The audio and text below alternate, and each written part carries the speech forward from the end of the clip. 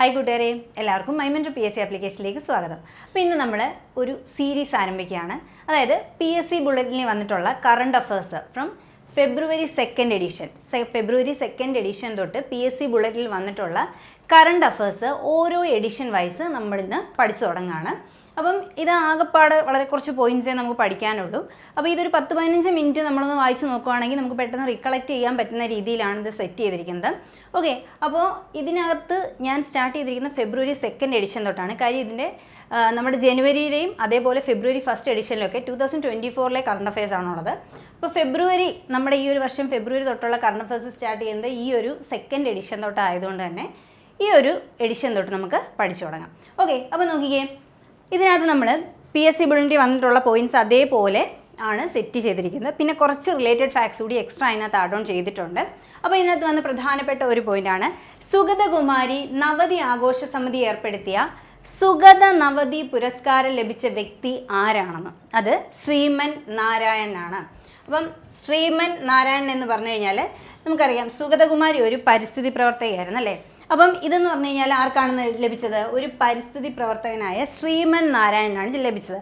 ചിലപ്പോൾ ഇങ്ങനെ ചോദിക്കാം, ഏത് മേഖലയുമായി ബന്ധപ്പെട്ട ആളാണ് ഇദ്ദേഹം എന്ന് ചോദിക്കാം. ഇദ്ദേഹം ഒരു പരിസ്ഥിതി പ്രവർത്തകനാണ്. അതായത് ഇദ്ദേഹം കൊണ്ടുവന്ന ഒരു പദ്ധതിയാണ് ജീവജലത്തിനൊരു മൺപാത്രം എന്നുള്ള പദ്ധതി. അതായത് വേനൽക്കാലത്തൊക്കെ പക്ഷികൾക്കൊക്കെ വെള്ളം കൊടുക്കാൻ വേണ്ടിയിട്ട് എന്ത് ചെയ്യുക, ഇദ്ദേഹം മൺപാത്രങ്ങൾ സംഭാവന ചെയ്യുന്നുണ്ട്. അതായത് 10,000 മൺപാത്രങ്ങൾ സംഭാവന ചെയ്ത ഒരു വ്യക്തിയാണ് ആര്? ശ്രീമൻ നാരായണൻ എന്ന് പറയുന്നത്. ഇദ്ദേഹത്തിൻ്റെ ഈ ഒരു പ്രവൃത്തിയാണ് ഈ പുരസ്കാരത്തിന് ഇദ്ദേഹത്തെ അർഹനാക്കിയത്. ഇതിൻ്റെ പുരസ്കാര തുക എത്രയാണ്? 5 ലക്ഷം രൂപയാണ്. 5 ലക്ഷം രൂപയാണ് നമ്മുടെ സുഗത നവതി പുരസ്കാരത്തിൻ്റെ തുക എന്ന് പറയുന്നത്. ഇത് നേടിയ വ്യക്തി ആരാണ്? ശ്രീമൻ നാരായണനാണ്. ഇദ്ദേഹത്തിൻ്റെ പദ്ധതിയാണ് ഏതെന്ന് പറയുന്നത്? ജീവജലത്തിനൊരു മൺപാത്രം എന്ന പദ്ധതി. ഈ ഒരു പദ്ധതിയിലൂടെ അദ്ദേഹം ഒരുപാട് മൺപാത്രങ്ങൾ സംഭാവന ചെയ്തിട്ടുണ്ട്. ഈ ഒരു പ്രവൃത്തിയാണ് അദ്ദേഹത്തെ ഈ ഒരു പുരസ്കാരത്തിന് അർഹനാക്കിയത്. ഇനി നോക്കിക്കേ, ശൂരനാട് കുഞ്ഞൻപിള്ള പുരസ്കാരത്തിന് അർഹനായ എഴുത്തുകാരൻ ആരാണെന്ന് ഒരു പോയിന്റ് ഉണ്ട്. നമുക്കറിയാം ശൂരനാട് കുഞ്ഞൻപിള്ള ആരാണ്? ആദ്യത്തെ എഴുത്തച്ഛൻ അവാർഡ് ജേതാവാണ്. എഴുത്തച്ഛൻ അവാർഡ് ലഭിച്ച ആദ്യത്തെ വ്യക്തിയാണ് ആരെന്ന് പറയുന്നത്? ശൂരനാട് കുഞ്ഞൻപിള്ള എന്ന് പറയുന്നത്. അപ്പോൾ അദ്ദേഹത്തിൻ്റെ പേരിൽ നൽകുന്ന പുരസ്കാരമാണ് ഏതെന്ന് പറയുന്നത്? ശൂരനാട് കുഞ്ഞൻപിള്ള പുരസ്കാരം. ഇത് ലഭിച്ച എഴുത്തുകാരൻ ആരാണെന്നാണ് ചോദിച്ചിരിക്കുന്നത്.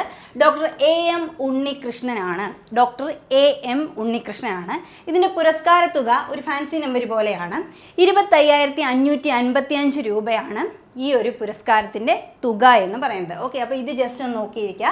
അപ്പോൾ 25,555 രൂപ പുരസ്കാര തുക വരുന്ന ശൂരനാട് കുഞ്ഞൻപിള്ള പുരസ്കാരത്തിന് അർഹനായ എഴുത്തുകാരനാണ് ഡോക്ടർ AM ഉണ്ണികൃഷ്ണൻ. ഓക്കെ, അടുത്തത് നമ്മുടെ കാർഷിക സർവകലാശാലയുടെ പ്രൊഫസർ ഓഫ് പ്രാക്ടീസ് പദവി ലഭിച്ച വ്യക്തി. ഇദ്ദേഹത്തെ നമുക്കറിയാം, നമ്മൾ പത്മശ്രീ ലഭിച്ച വർഷത്തിലൊക്കെ കറണ്ട് അഫയേഴ്സിലൊക്കെ ഇദ്ദേഹത്തെ ഒരുപാട് പഠിച്ചിട്ടുണ്ട്. അതേപോലെ തന്നെ എന്താണ് ഇദ്ദേഹത്തിൻ്റെ പ്രത്യേകത? നമ്മുടെ ചെറുവയൽ രാമൻ എന്ന് പറഞ്ഞു കഴിഞ്ഞാൽ പരമ്പരാഗത വിത്തിനങ്ങളുടെ സംരക്ഷകൻ എന്നറിയപ്പെടുന്ന വ്യക്തിയാണ്. അതായത് നേരത്തെ ഉണ്ടായിരുന്ന വിത്തിനങ്ങളിൽ നമുക്ക് നഷ്ടപ്പെട്ടു പോയ ഒരുപാട് നെൽവിത്തുകൾ അല്ലെങ്കിൽ അതിൻ്റെ വിത്തിനങ്ങളുണ്ട്. അതിനെയൊക്കെ തിരിച്ചു കൊണ്ടുവരുന്നതിൽ ഏറ്റവും പ്രധാന പങ്ക് വഹിച്ച ഒരു വ്യക്തിയാണ് ആരെന്ന് പറയുന്നത്? ചെറുവയൽ രാമൻ എന്ന് പറയുന്നത്. ഇദ്ദേഹത്തിൻ്റെ സ്വദേശം എവിടെയാണ്? വയനാടാണ്. ചെറുവയൽ എന്ന് പറഞ്ഞാൽ വയനാടാണ്. ഇദ്ദേഹം കുറിച്യർ എന്ന് പറയുന്ന ആ ഒരു വിഭാഗത്തിൽ പെടുന്ന ആളാണ്. കാർഷിക സർവകലാശാലയുടെ പ്രൊഫസർ ഓഫ് പ്രാക്ടീസ് പദവി ലഭിച്ച വ്യക്തി ആരാണ്? ചെറുവയൽ രാമനാണ്. 2023 രാജ്യം പത്മശ്രീ നൽകി ആദരിച്ച വ്യക്തിയാണ് ആര്? ചെറുവയൽ രാമൻ എന്ന് പറയുന്നത്. ഇദ്ദേഹത്തിൻ്റെ വിശേഷണമാണ് പരമ്പരാഗത വിത്തിനങ്ങളുടെ സംരക്ഷകൻ എന്നറിയപ്പെടുന്നത്. അതായത് നമ്മുടെ അന്യം നിന്നു പോയ 100ഓളം വിത്തിനങ്ങൾ, ഏകദേശം 32-33 വിത്തിനങ്ങളോളം തിരികെ കൊണ്ടുവന്ന് അതിനെ സംരക്ഷിക്കുന്ന ഒരു വ്യക്തിയാണ് ആരെന്ന് പറയുന്നത്? ചെറുവയൽ രാമൻ എന്ന് പറയുന്നത്. അപ്പോൾ ഇദ്ദേഹത്തിനാണ് എന്ത് കിട്ടിയത്? പ്രൊഫസർ ഓഫ് പ്രാക്ടീസ് പദവി. ഏത് സർവകലാശാല? കാർഷിക സർവകലാശാലയുടെ പ്രൊഫസർ ഓഫ് പ്രാക്ടീസ് പദവി ലഭിച്ച വ്യക്തി ആരാണെന്ന് ചോദിച്ചാൽ ആരാണ്? അത് നമ്മുടെ ചെറുവയൽ രാമനാണ്. ഇനി നോക്കിക്കേ, അടുത്തത് 2023 കേരള ശാസ്ത്ര പുരസ്കാരം ലഭിച്ച വ്യക്തിയാണ് ആര്? Doctor S Somanathan. നമുക്കറിയാം ISROയുടെ മുൻ ചെയർമാനാണ് ആര്? സോമനാഥൻ എന്ന് പറയുന്നത്. അപ്പം ഡോക്ടർ S സോമനാഥനാണ് എന്ത് കിട്ടിയത്? 2023 കേരള ശാസ്ത്ര പുരസ്കാരം ലഭിച്ചത് നമ്മുടെ മുൻ ISROയുടെ ചെയർമാനായിരുന്ന ഡോക്ടർ എസ് സോമനാഥനാണ്. ഇനി നോക്കി നിലവിലെ ചെയർമാൻ ആരാണ്? ഡോക്ടർ വി നാരായണനാണ് ISROയുടെ നിലവിലെ ചെയർമാൻ എന്ന് ഓർത്തിരിക്കുക. അതേപോലെ തന്നെ ബഹ്റൈൻ സർക്കാരിൻ്റെ പരമോന്നത ബഹുമതിയായ ബഹ്റൈൻ മെഡൽ ഓഫ് എഫിഷ്യൻസി നേടിയ പ്രവാസി വ്യവസായി ആരാണെന്ന് ചോദിച്ചു ഒരു പോയിന്റ് വന്നിട്ടുണ്ട്. അതാരാണ്? ബി രവിപിള്ളയാണ് എന്തെന്ന് പറയുന്നത് നമ്മുടെ ബഹ്റൈൻ മെഡൽ ഓഫ് എഫിഷ്യൻസി നേടിയ പ്രവാസി വ്യവസായി എന്ന് പറയുന്നത്. ഇദ്ദേഹത്തിൻ്റെ ആത്മകഥയുടെ പേരെന്താണ്? രവിയുഗം എന്നാണ്. ഇദ്ദേഹത്തിൻ്റെ ആത്മകഥയുടെ പേരെന്താണ്? രവിയുഗം. ആത്മകഥ ജസ്റ്റ് നോക്കി വെച്ചിരിക്കാം. രവിയുഗം എന്നത് നമ്മുടെ ബി രവിപിള്ളയുടെ ആത്മകഥയാണെന്ന് ഓർത്തിരിക്കുക. ഇത് നോക്കിക്കേ, Kerala automotive technology summit Katz ഇത് ഏത് ജില്ലയിലാണ് നടന്നത് 2025 ചോദിച്ചിട്ടുണ്ട്. തിരുവനന്തപുരം ജില്ലയിലാണ് നടന്നത്. എന്താണ്? കേരള ഓട്ടോമോട്ടീവ് ടെക്നോളജി സമ്മിറ്റ് നടന്ന ജില്ലയാണ് തിരുവനന്തപുരം ജില്ല. നോക്കിയേ, കേരള സംസ്ഥാന വ്യവസായ വികസന കോർപ്പറേഷനുമായി സഹകരിച്ച് കോൺഫെഡറേഷൻ ഓഫ് ഇന്ത്യൻ ഇൻഡസ്ട്രി ആണ് ഈ ഒരു സമ്മിറ്റ് സംഘടിപ്പിച്ചത്. ജസ്റ്റ് ഒന്ന് എക്സ്ട്രാ ഫാക്റ്റായിട്ട് പറഞ്ഞതേ ഉള്ളൂ. നമുക്കിത് ജസ്റ്റ് അറിയേണ്ടത് ഏത് ജില്ലയിലാണ് നടന്നത് ഇത് 2025 എന്ന് ചോദിച്ചാൽ അത് തിരുവനന്തപുരം ജില്ലയിലാണ്. ഇനി നോക്കി, സാമ്പത്തികമായി പിന്നോക്കം നിൽക്കുന്നവരും പഠനത്തിൽ മികവ് പുലർത്തുന്നവരുമായ ഭവനരഹിതരായ വിദ്യാർത്ഥികൾക്ക് വീട് നിർമ്മിച്ച് നൽകുന്നതിനായി ശ്രീനാരായണ ഗുരു ഓപ്പൺ സർവകലാശാല ആരംഭിച്ച പദ്ധതിയാണ് ഏതെന്ന് പറയുന്നത്? ഒപ്പം പദ്ധതി. ഇത് നമ്മൾ നേരത്തെ പദ്ധതികൾ പഠിച്ചപ്പോൾ പറഞ്ഞിട്ടുള്ളതാണ്. സാമ്പത്തികമായിട്ട് പിന്നോക്കം നിൽക്കുന്നവരും പഠനത്തിൽ മികവ് പുലർത്തുന്നതുമായ ഭവനരഹിതരായ വിദ്യാർത്ഥികൾക്ക് വീട് നിർമ്മിച്ച് നൽകുന്ന ശ്രീനാരായണ ഗുരു ഓപ്പൺ സർവകലാശാലയുടെ പദ്ധതി ആണ് എന്തെന്ന് പറയുന്നത്? ഒപ്പം പദ്ധതി എന്ന് പറയുന്നത്. അപ്പോൾ എവിടെയാണ് ശ്രീനാരായണ ഗുരു ഓപ്പൺ സർവകലാശാലയുടെ ആസ്ഥാനം എന്ന് പറഞ്ഞാൽ കൊല്ലത്താണ്. അപ്പോൾ നോക്കി, ഈ ഒപ്പം എന്ന് പറയുമ്പം നമുക്ക് വേറെ 2 പദ്ധതികൾ കൂടിയുണ്ട്. ശ്രീനാരായണ ഗുരു ഓപ്പൺ സർവകലാശാല ആരംഭിച്ച ഭവന നിർമ്മാണ പദ്ധതി ഏതാണെന്ന് ചോദിച്ചു കഴിഞ്ഞാൽ ഒപ്പമാണ്. അതേപോലെ തന്നെയുള്ള 2 പദ്ധതികളാണിത്. അതായത് റേഷൻ കടകളിൽ നേരിട്ടെത്തി ഭക്ഷ്യധാന്യങ്ങൾ വാങ്ങാൻ കഴിയാതിരിക്കുന്ന അതിദരിദ്രരായ വാർദ്ധക്യ സഹജമായ രോഗികൾക്കും അതേപോലെ കിടപ്പ് രോഗികൾക്കും അതാത് പ്രദേശത്തെ സേവന തൽപരരായ ഓട്ടോ തൊഴിലാളികളുടെ സേവനം പ്രയോജനപ്പെടുത്തിക്കൊണ്ട് റേഷൻ അല്ലെങ്കിൽ സൗജന്യ ഭക്ഷ്യധാന്യങ്ങൾ വീട്ടിലെത്തിച്ചു കൊടുക്കുന്ന പദ്ധതിയുടെ പേരും എന്ത് തന്നെയാണ്? ഒപ്പം പദ്ധതി എന്ന് തന്നെയാണ്. അപ്പം ശ്രീനാരായണ ഗുരു ഓപ്പൺ സർവകലാശാലയുടെ ഭവന നിർമ്മാണ പദ്ധതി ചോദിച്ചാൽ ഒപ്പമാണ്.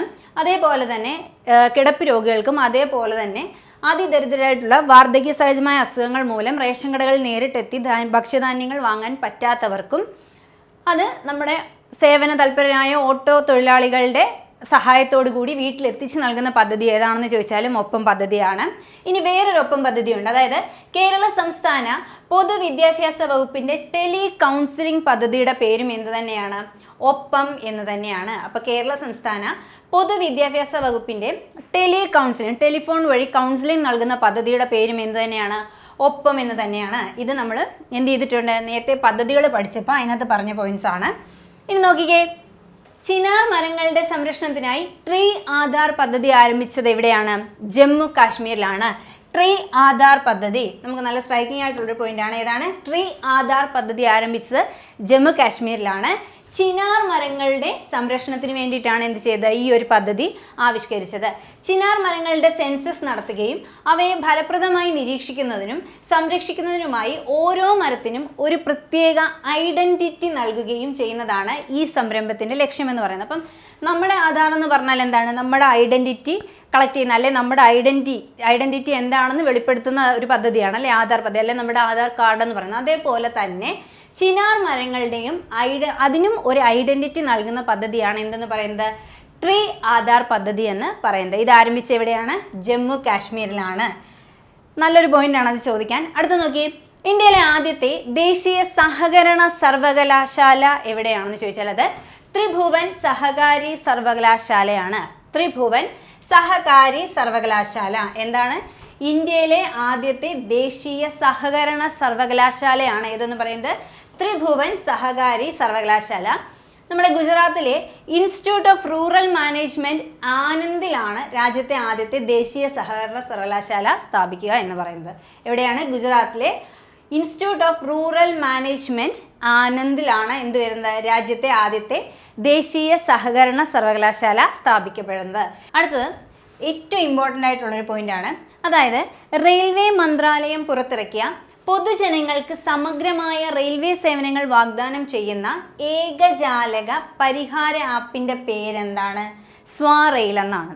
അതായത് ഇത് നമുക്ക് ഏറ്റവും ഇപ്പം ഇങ്ങനത്തെ ആപ്ലിക്കേഷനൊക്കെ അല്ലെങ്കിൽ പോർട്ടലുകളൊക്കെ PSC സ്ഥിരമായിട്ട് ചോദിക്കാറുണ്ട്. അപ്പോൾ നോക്കി, റെയിൽവേ മന്ത്രാലയം പുറത്തിറക്കിയ പൊതുജനങ്ങൾക്ക് സമഗ്രമായ സേവനം നൽകുന്ന ആപ്ലിക്കേഷൻ ഏതാണെന്ന് ചോദിച്ചാൽ ഏതാണ്? സ്വറെയിലാണ്. ഇനി അതേപോലെ തന്നെ ഇമ്പോർട്ടൻ്റ് ആയിട്ടുള്ള മറ്റൊരു പോയിന്റാണ്, കേരളത്തിലെ ട്രെയിൻ യാത്രക്കാർക്ക് സുരക്ഷ ഉറപ്പാക്കാൻ RPF റെയിൽവേ പ്രൊട്ടക്റ്റഡ് ഫോഴ്സും റെയിൽവേ പോലീസും സംയുക്തമായി നടത്തുന്ന പരിശോധനയുടെ പേരാണ് ഓപ്പറേഷൻ രക്ഷിത എന്ന് പറയുന്നത്. ഓപ്പറേഷൻ രക്ഷിത. അതായത് നമുക്കറിയാം, മദ്യപിച്ചിട്ടൊക്കെ ട്രെയിനിൽ കയറുന്ന ആൾക്കാരെ ചെക്ക് ചെയ്യുന്നതും ഒക്കെയാണ് എന്ത്, അതായത് സ്ത്രീകൾക്കും ട്രെയിനിൽ യാത്ര ചെയ്യുന്ന ആൾക്കാർക്കും ഇങ്ങനെ മദ്യപിച്ച് കയറുന്ന ആൾക്കാരെ കൊണ്ടുള്ള ശല്യങ്ങളൊക്കെ ഒഴിവാക്കുക, അല്ലെങ്കിൽ മറ്റ് അവരുടെ സുരക്ഷയ്ക്ക് എന്തെങ്കിലും ഭീഷണി ഉണ്ടാക്കുന്ന കാര്യങ്ങൾ ഒഴിവാക്കാൻ വേണ്ടിയിട്ട് നമ്മുടെ RPFും അതേപോലെ റെയിൽവേ പോലീസും സംയുക്തമായി നടത്തുന്ന പരിശോധനയുടെ പേരെന്താണെന്ന് ചോദിക്കാം. അത് ഓപ്പറേഷൻ രക്ഷിതയാണ്. ഓപ്പറേഷൻ രക്ഷിത ഇമ്പോർട്ടൻ്റ് ആണ്. ഈ രണ്ട് പോയിന്റും വളരെ ഇമ്പോർട്ടൻ്റ് ആയിട്ടുള്ള പോയിന്റാണ്. ആപ്ലിക്കേഷൻ, സമഗ്രമായ സേവനങ്ങൾ നൽകുന്ന ആപ്ലിക്കേഷൻ ഏതാണെന്ന് ചോദിച്ചാൽ സ്വറെയിലും, എന്നാൽ കേരളത്തിലെ ട്രെയിൻ യാത്രക്കാരുടെ സുരക്ഷ ഉറപ്പാക്കാൻ വേണ്ടിയിട്ട് നടത്തുന്ന പരിശോധന ഏതാണെന്ന് ചോദിച്ചാൽ, അല്ലെ അത് ഏത് ഓപ്പറേഷൻ എന്നാണ് അറിയപ്പെടുന്നതെന്ന് ചോദിച്ചാൽ ഏതാണ്? ഓപ്പറേഷൻ രക്ഷിതയാണെന്നും ഓർത്തിരിക്കുക. ഇനി നോക്കി, ബഹിരാകാശത്ത് ഏറ്റവും കൂടുതൽ സമയം നടന്ന വനിത എന്ന റെക്കോർഡ് സ്വന്തമാക്കിയത് ആരാണ്? ഇന്ത്യൻ വംശജയായ സുനിത വില്യംസ് ആണ്. 62 മണിക്കൂറും 6 മിനിറ്റുമാണ് എന്ത് ചെയ്ത് ഇവര് ബഹിരാകാശത്ത് നടന്നത്. നോക്കിക്കേ, 60 മണിക്കൂർ എന്ന നാസയുടെ മുൻ ശാസ്ത്രജ്ഞ പെഗി വിറ്റ്സന്റെ റെക്കോർഡാണ് എന്ത് ചെയ്തത്, ഇവര് തിരുത്തിയത്. അപ്പോൾ നോക്കിക്കേ, എത്ര മണിക്കൂറാണ്? 62 മണിക്കൂറും 6 മിനിറ്റുമാണ് ബഹിരാകാശത്ത് നടന്നത്.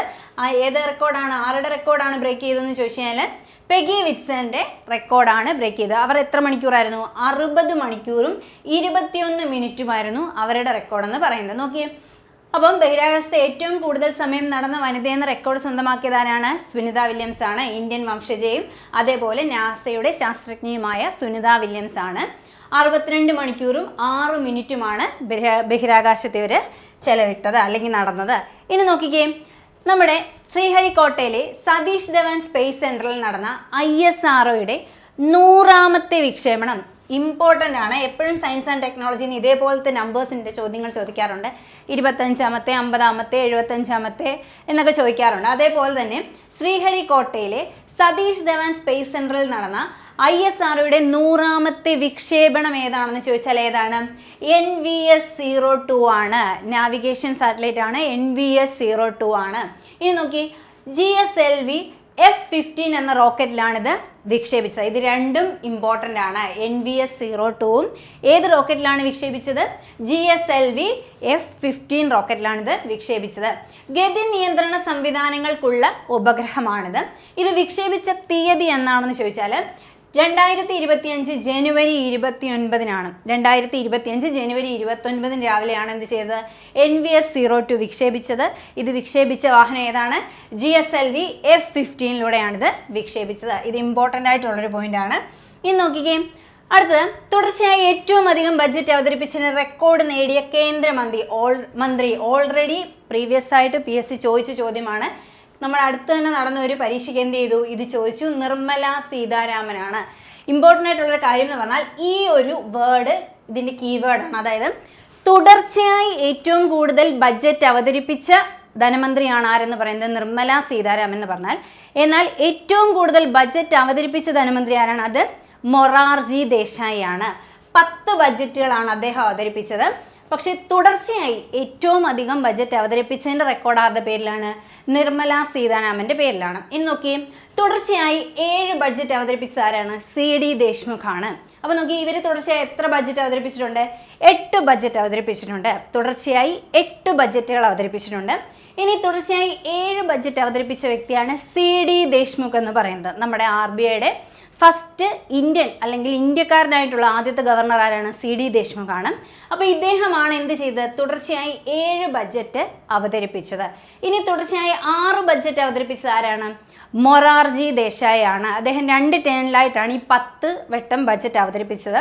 ആദ്യത്തെ വട്ടം 6 പ്രാവശ്യവും പിന്നത്തെ വട്ടം 4 പ്രാവശ്യം. അതുകൊണ്ടാണ് തുടർച്ചയായി എന്ന വാക്ക് വരുമ്പം അദ്ദേഹത്തിൻ്റെ പേര് മാറി ആരുത്തരവാകുന്നത്? നിർമ്മല സീതാരാമൻ ഉത്തരവ് ആകുന്നത്. ഓക്കെ, അപ്പോൾ തുടർച്ചയായി 6 ബഡ്ജറ്റ് അവതരിപ്പിച്ചിട്ടുള്ളത് മൊറാർജി ദേശായി. നമുക്കത് പറയാം.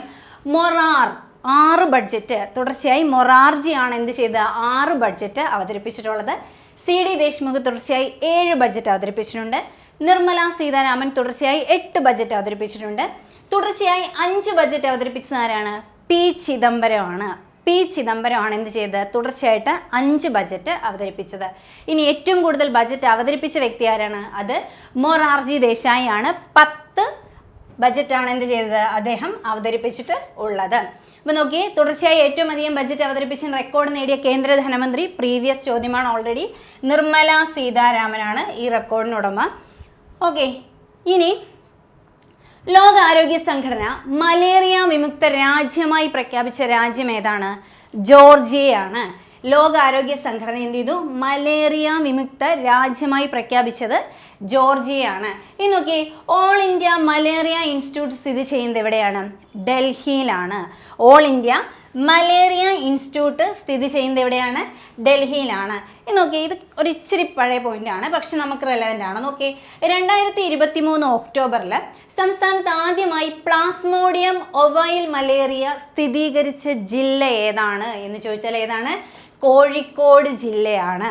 നമ്മൾ എപ്പോഴും കാണുന്ന രീതിയിലുള്ള പ്ലാസ്മോഡിയം എപ്പോഴും കാണുന്ന രീതിയിലുള്ള മലേറിയ അല്ലാതെ ഒവൈൽ മലേറിയ, പ്ലാസ്മോഡിയം ഒവൈൽ മലേറിയ ആദ്യമായി സ്ഥിരീകരിച്ചത് ഏത് ജില്ലയിലാണ്?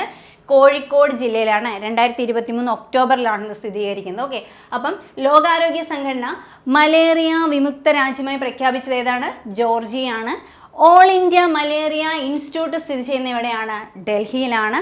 നമ്മുടെ പ്ലാസ്മോഡിയം ഒവൈൽ മലേറിയ കേരളത്തിലെ ഏത് ജില്ലയിലാണ് ആദ്യമായി സ്ഥിരീകരിച്ചതെന്ന് ചോദിച്ചാൽ എവിടെയാണ്? കോഴിക്കോട് ജില്ലയിലാണ്. ഇനി നോക്കിക്കേ, ഏറ്റവും കൂടുതൽ ഗ്രാമി അവാർഡുകൾ നേടുന്ന വ്യക്തി എന്ന റെക്കോർഡ് സ്വന്തമാക്കിയതാരാണ്? ബിയോൺസെ ആണ്. നമ്മൾ ഓൾറെഡി ഇത് പഠിച്ചതാണ് കാര്യം. ഇതിന് മുന്നേ തന്നെ അവർ ഈ ഒരു റെക്കോർഡ് നേടിയിരുന്നു. ഇപ്പോൾ അവരുടെ റെക്കോർഡ് അവർ തന്നെ ബ്രേക്ക് ചെയ്തു. നേരത്തെ 32 ഗ്രാമി അവാർഡുകൾ നേടിയെങ്കിൽ ഇപ്പം എന്ത് ചെയ്തു? 35 ഗ്രാമി അവാർഡുകളോടുകൂടി ഏറ്റവും കൂടുതൽ ഗ്രാമി അവാർഡുകൾ നേടുന്ന വ്യക്തി എന്ന റെക്കോർഡ് സ്വന്തമാക്കിയത് ആരാണ്? ബിയോൺസെ ആണ്. ഇനി നോക്കിയേ, മികച്ച കൺട്രി ആൽബത്തിനുള്ള പുരസ്കാരം നേടുന്ന ആദ്യത്തെ കറുത്ത വംശജ എന്ന ബഹുമതി നേടിയത് ആരാണ്? ബിയോൺസെ ആണ്. ഇവരുടെ ഈ പറഞ്ഞ ആൽബത്തിൻ്റെ പേരാണ് കൗബോയ് കാർട്ടർ. കൗബോയ് കാർട്ടർ എന്ന ആൽബത്തിലൂടെയാണ് ഈ പുരസ്കാരം നേട്ടമുണ്ടായത്. അപ്പോൾ നോക്കിയേ, ഏറ്റവും കൂടുതൽ ഗ്രാമി അവാർഡുകൾ നേടുന്ന വ്യക്തി എന്ന റെക്കോർഡ് ആരുടെ പേരിലാണ്? ബിയോൺസയുടെ പേരിലാണ്. എത്ര എണ്ണമാണ്? 35 ഗ്രാമി പുരസ്കാരങ്ങളാണ് നേടിയിട്ടുള്ളത്. ഇനി ഇവരുടെ പുതിയൊരു വിശേഷണം അല്ലെങ്കിൽ പുതിയതായിട്ടുള്ള ഒരു അപ്ഡേറ്റ് എന്ന് പറഞ്ഞു കഴിഞ്ഞാൽ, മികച്ച കൺട്രി ആൽബത്തിനുള്ള പുരസ്കാരം നേടുന്ന ആദ്യത്തെ കറുത്ത വംശജ എന്ന ബഹുമതി നേടിയതാരാണ്? ബിയോൺസെ ആണ്. ഏത് ആൽബം? കൗബോയ് കാർട്ടർ എന്ന ആൽബത്തിൻ്റെ പേരിലാണ് ഇവർക്ക് ഈ ഒരു പുരസ്കാരം ലഭിച്ചത്. ഇനി നോക്കിയേ, അയർലൻഡിൻ്റെ പുതിയ പ്രധാനമന്ത്രി, ഇതൊരു നിയമനമാണ്. ആരാണ്? മൈക്കിൾ മാർട്ടിനാണ്. മൈക്കിൾ മാർട്ടിനാണ് എന്ത്? അയർലൻഡിൻ്റെ പുതിയ പ്രധാനമന്ത്രി എന്ന് പറയുന്നത്. ഇനി സ്പോർട്സിൽ നമുക്ക് നോക്കാം. ക്രിക്കറ്റിൻ്റെ 3 ഫോർമാറ്റിലെയും, അതായത് ടെസ്റ്റ്, 1 ഡേ, T20 അരങ്ങേറ്റത്തിൽ 3 വിക്കറ്റ് നേടുന്ന ആദ്യത്തെ ഇന്ത്യക്കാരനാണ് ആര്? ഹർഷിത് റാണ എന്ന് പറയുന്നത്. ആദ്യത്തെ ഇന്ത്യക്കാരനാണ് ഹർഷിത് റാണ. അപ്പം ടെസ്റ്റിലും ഏകദിനത്തിലും T20യിലും അരങ്ങേറ്റ മത്സരത്തിൽ തന്നെ 3 വിക്കറ്റ് നേടിയ ആദ്യത്തെ ഇന്ത്യക്കാരൻ എന്ന റെക്കോർഡ് ആർക്കാണ്? ഹർഷിത് റാണയ്ക്കാണെന്ന് ഓർത്തിരിക്കുക. നോക്കിയേ, അടുത്തത് ക്രിക്കറ്റ് ലോകകപ്പ് നേടുന്ന ആദ്യ മലയാളി വനിത എന്ന് പറഞ്ഞാൽ ആരാണ്? VJ ജോഷിതയാണ്. അപ്പോൾ ഇത് ശരിക്കും പറഞ്ഞു കഴിഞ്ഞാൽ അണ്ടർ 19 T20 വേൾഡ് കപ്പാണ്.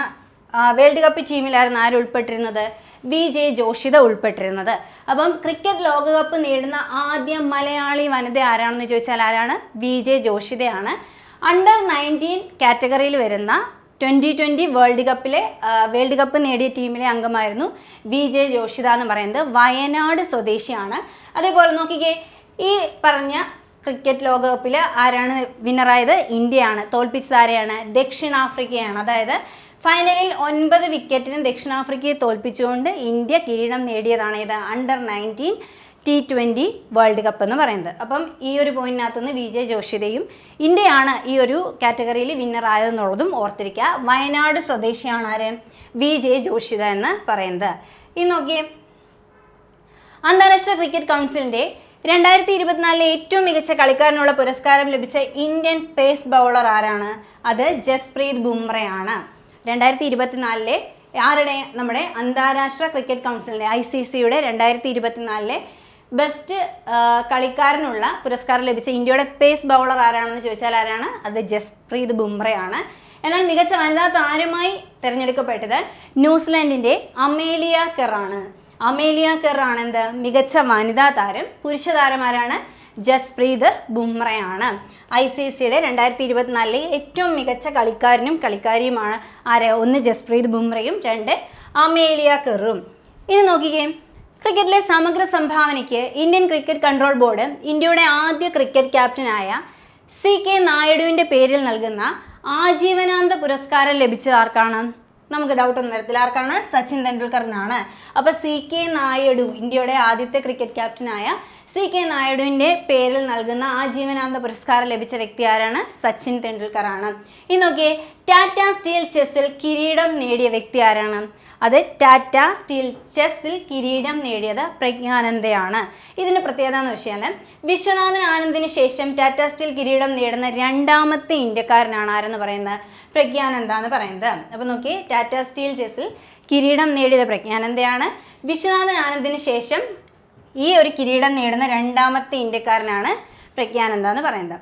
ഇനി നോക്കി, 2020 ക്രിക്കറ്റിൽ ഇന്ത്യൻ താരത്തിൻ്റെ ഏറ്റവും ഉയർന്ന വ്യക്തിഗത സ്കോറായ 135 റൺസ് നേടിയത് ആരാണ്?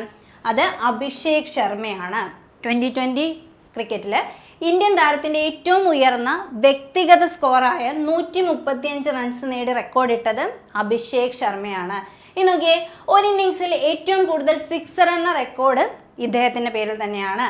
13 സിക്സറാണ്. ഒരു ഇന്നിങ്സിൽ തന്നെ 13 സിക്സർ നേടിക്കൊണ്ട് ഒരു ഇന്നിങ്സിൽ ഏറ്റവും കൂടുതൽ സിക്സർ നേടുന്ന റെക്കോർഡും ആരുടെ പേരിലാണ്? അഭിഷേക് ശർമ്മയുടെ പേരിലാണ്.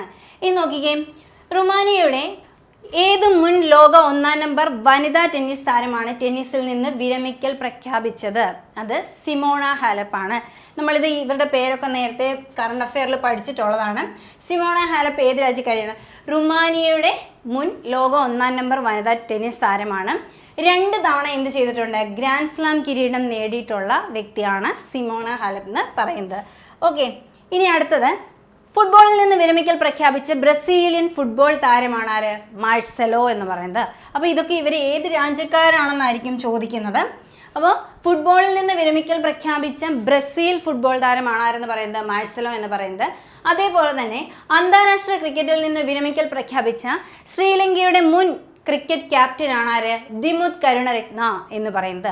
അപ്പോൾ രത്ന എന്ന് പറയുമ്പോൾ തന്നെ നമുക്ക് എന്തെന്ന് കണക്ട് ചെയ്തിടാം? ശ്രീലങ്കയുമായിട്ട് കണക്ട് ചെയ്തിടാം. അപ്പം ദിമുത് കരുണരത്ന ഏത് രാജ്യക്കാരനാണ്? ശ്രീലങ്കക്കാരനാണ്.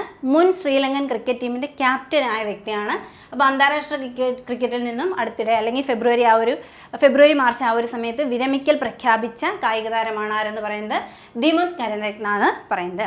അപ്പോൾ ഇത്രയാണ് നമ്മുടെ PSC ബുള്ളറ്റിനിൽ വന്നിട്ടുള്ള പ്രധാനപ്പെട്ട പോയിന്റ്സ് എന്ന് പറയുന്നത്. ഇപ്പോൾ കറണ്ട് അഫയേഴ്സ് എന്ന് പറയുമ്പോൾ എപ്പോഴും റെലവൻ്റ് ആണ്. അത് PSC ബുള്ളറ്റിനിൽ വന്നതായതുകൊണ്ട് തന്നെ എക്സ്ട്രാ നമ്മളത് എഫേർട്ട് എടുത്ത് തന്നെ പഠിക്കണം. അപ്പോൾ ഇത്രയും പോയിന്റ്സ് നിങ്ങൾ സ്കിപ്പ് ചെയ്യാതെ പഠിക്കുക. അടുത്ത എഡീഷൻ്റെ ക്ലാസ്സുമായിട്ട് നമുക്ക് കാണാം. താങ്ക്